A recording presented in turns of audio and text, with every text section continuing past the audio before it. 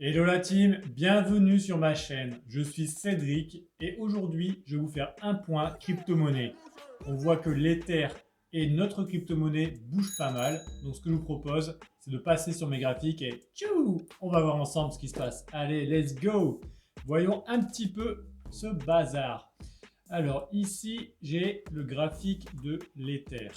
On avait vu ensemble que le cours de l'Ether était en dessous de cette résistance oblique, donc qui faisait un triangle peut-être de continuation, ou alors s'il rebondissait sur cette grosse résistance, cette résistance ici, la résistance weekly, daily, quand je vous la montre, regardez, elle est quand même pas mal. Il y a un impact, deux impacts, trois impacts, quatre impacts, et ici le cinquième impact. Sur le cinquième impact, on voit qu'il y a un double top qui était formé, un double top, un double bottom, donc en bas. Le top c'est en haut, le bottom c'est en bas, donc un double creux qui s'est formé. Donc je l'ai schématisé. Ici sur la ligne bleue, c'est la ligne de coupe de ce double top. Donc on va zoomer, on va aller en 4 heures. On va regarder ce qui se passe en 4 heures. En fait, ce point-ci sur les terres est assez important parce que on voit que si le double top ici est validé, c'est-à-dire que là, le marché passe au-dessus de cette résistance, en fait, on peut aller chercher ici les 3500 $. Donc là, ça sera un objectif, mais je pense que si ça casse tout ça, je vais passer en daily, calculer un peu en unité de temps. Si ça casse tout ça, on peut peut-être aller chercher les 4800, les 4500 ou les 4000. Le cours de l'Ether va s'inverser et va vraiment augmenter. Donc c'est un niveau à suivre. D'ailleurs on le voit, j'ai mis, hop, j'ai mis ici mon alarme. Là la moyenne mobile c'est la 100 je crois ou la 50. C'est la, mince. La moyenne mobile ouais c'est la 100. Donc aussi si le cours de l'Ether casse cette moyenne mobile, passe au-dessus. Donc généralement l'histoire, moi je l'ai raconté la dernière fois. Si le cours est au-dessus de la moyenne mobile, on passe en flux haussier. Si le prix du marché est en dessous de la moyenne mobile, on est en baissier. Donc là, c'est à surveiller. J'avais tracé un petit plan pour moi-même. Donc quand ça avait cassé cette résistance, j'avais prévu que ça rebondisse ici et après que ça reparte. Donc voilà. L'objectif, ça va être les 4800. Donc si l'Ether continue sa hausse, casse la moyenne mobile, je mettrai peut-être un petit billet dessus. Je ne suis pas conseiller financier, mais je vous dis ce que j'aurais fait. Dans la dernière vidéo sur les cryptos, je vous avais parlé on avait fait une analyse en fait des cours TikTok, là, des mecs qui disaient ouais, achetez la crypto, cette crypto-ci, elle déchire. Enfin voilà, on avait fait des cours, on avait vu que toutes les cryptos n'étaient pas bonnes à acheter. Parce que les TikTokers, ils sont là pour faire du chiffre. Bah, un peu comme YouTube, des fois, moi aussi, je mets des titres accrocheurs pour faire du chiffre. Mais là, j'avais analysé avec vous ce que disaient les TikTokers, c'est-à-dire que eux, ils envoyaient une information et j'avais analysé avec mes graphiques, voir si vraiment l'information était plausible ou non. On avait vu que le HANT pouvait être pas mal. Parce que le HANT, si vous vous en souvenez, si vous avez une bonne mémoire, on avait vu que le cours rebondissait à chaque fois sur ce support oblique. Donc vous voyez, hop, ça repartait. Ça couchait, clac, ça repartait. Ça couchait, clac, ça repartait. Et justement, on était sur une touche. Donc on attend un signal d'achat pour repartir à la hausse. On avait parlé de la théorie de dos, c'est-à-dire qu'on avait des hauts de plus en plus bas et des bas de plus en plus bas, et que là, on en était, le marché en fait commençait peut-être à s'inverser.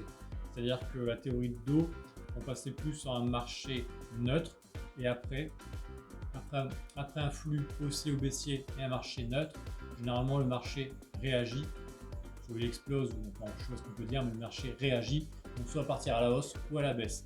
Et là, ce que je peux voir sur mes graphiques, en daily, peut-être passer en 4 heures, peut-être que je l'ai mis en 4 heures. Voilà, en 4 heures, qu'est-ce qui se passe? Ouais. Donc voilà, en 4 heures, il y a quelque chose de sympa qui arrive. Je ne sais même pas ce que j'ai comme couleur. Donc on va faire un bas ici, un bas ici, un bas ici, et peut-être un bas ici. On va voir les hauts, un haut ici, un haut ici, un haut ici, donc ce haut aussi un peu pourri. On va prendre avec ça, ce aussi. Donc on voit qu'il y a un canal haussier qui se transforme. Il y a un canal haussier qui se dessine. Donc on était en flux baissier et là en 4 heures on voit que le flux s'inverse. En plus on passe au-dessus de la moyenne mobile. Ce que j'ai tracé comme alerte, là il y avait une résistance là qui s'était dessinée. Donc j'avais mis mon alerte comme ça, voilà, ça y est, je m'en souviens. Donc si le marché casse cette résistance, on a vraiment beaucoup de chance pour que ça parte en flux haussier. Je pense que si ça casse cette résistance-ci et que mon alarme se déclenche, je mettrai un petit billet sur le HANT, vous faites comme vous voulez, moi c'est ce que je ferai. Donc je vous ai parlé de l'Ether, je vous ai parlé du HANT, et il y a une autre crypto que je voulais aussi vous montrer, c'est le Link. Le Link, qu'est-ce que c'est? Le Link, le projet Link, c'est de pouvoir lier à la blockchain, c'est-à-dire aux crypto-monnaies, d'autres projets. C'est un lien, le Link, comme un lien. Et je trouve que le projet est pas mal intéressant. Et surtout, si on va sur le marché du Link, je vais vous montrer quelque chose. Je vais tracer. Voilà, on en est là. Donc, un peu comme l'Ether. Hop, un bottom. Un autre bottom. La ligne de coup. Moi, j'ai placé mon alerte ici. Si la ligne de coup ici est cassée, mon alerte sonne, je pense que je vais prendre un billet. Et je vais essayer de viser en fait cette résistance. Je vais voir si le marché arrive ici, ça peut être pas mal. Sachant que si je fais l'objectif de cette figure,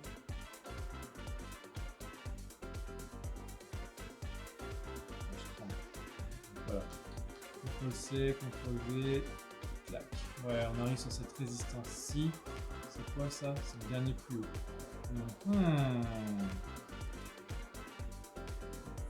L'analyse technique, ça va être ça. Ouais, là, c'est pas mal. Là, on est pas mal, les copains.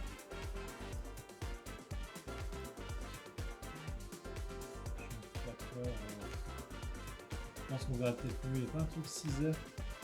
J'ai dit 6 heures, 8 heures. 8 heures, on est pas mal. Ok, donc il y a un flux baissier. On voit que la moyenne mobile est au-dessus du prix. Ici, la moyenne mobile passe en dessous du prix. Le marché a eu un flux baissier, une consolidation, cassure de la moyenne mobile. S'il casse la ligne de coup, voilà, on a de fortes chances de partir à la hausse. À viser, moi j'avais visé cette cette résistance oblique. Enfin, cette résistance oblique. Mais je pense que dans un plan safe, ce qu'on pourrait viser, c'est cette résistance-ci. Est-ce qu'il n'y a pas un chiffre rond qui pourrait être sympa? Ici, il y a les 20. Les 15, ils sont où? Bah, les 15, on a déjà pété. Donc voilà. Donc voilà pour le Link, ça peut être pas mal. Donc voilà, voilà. Arrête pas de dire voilà. Donc j'espère que ce format vous plaît, au moins pour mes analyses techniques sur les graphiques. Donc je récapitule. Qu'est-ce qu'on a vu? Le Link, je vais monter. Allez, monte. Voilà. Alors, qu'est-ce qu'on a vu d'intéressant? On a vu le Hunt. Ok. Alors, on a vu que l'Ether était en train de casser la ligne de coup du double bottom, donc de valider la figure, qu'on pourrait peut-être aller chercher dans un premier temps les 3500. On voit que pour le Link, ça ressemble un petit peu à l'Ether. Il est en train de casser aussi cette ligne de coup, mais là, pour aller chercher les 19 $, peut-être les 20 $. Pour le Hunt, on attend que le prix casse cette résistance-ci, donc ça sera en 4 heures. Donc la résistance, voilà, la résistance des 5 $. Donc si le Hunt casse ça, le Hunt, je pense que ça peut être intéressant parce qu'à chaque fois, il a fait une grosse impulsion dès qu'il était parti en marché haussier suite au rebond sur cette résistance oblique là de weekly. Donc à surveiller. Moi j'ai un petit budget, donc je pense que je vais le répartir. L'Ether, je le mine, donc je vais voir si je remets un billet dessus ou pas.